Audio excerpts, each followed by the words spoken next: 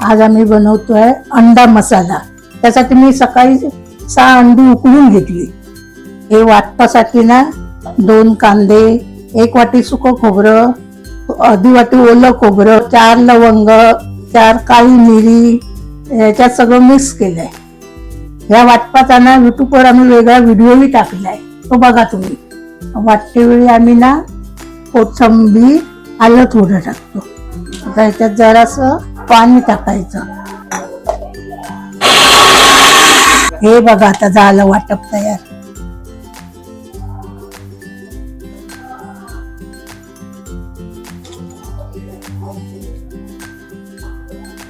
आता याची मधून सारखी 2 भाग करायची।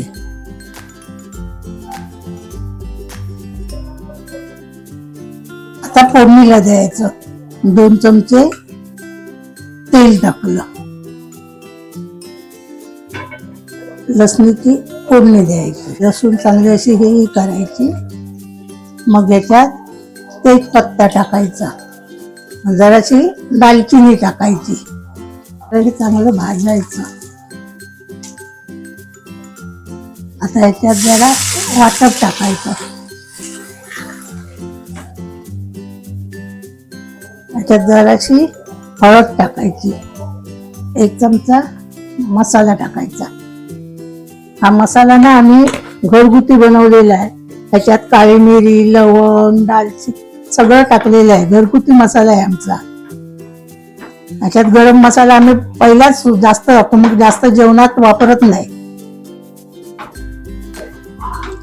हे चांगलं असं मसाला सगळा चांगला मिक्स करायचा। झालं वाटप वाटलं ना, ते धुवून पाणी टाकलं।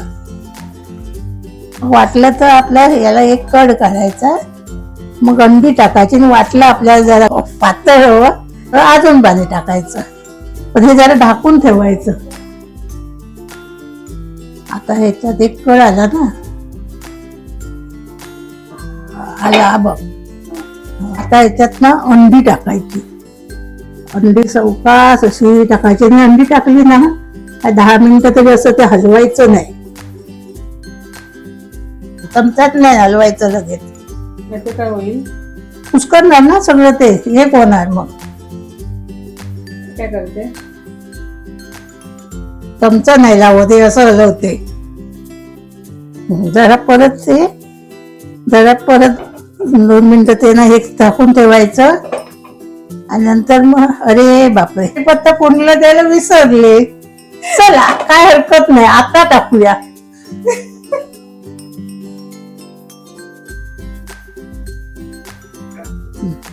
आता ना याच्यात चवीपुरतं मीठ टाकायचं। आता जरा ढवळायचं असं।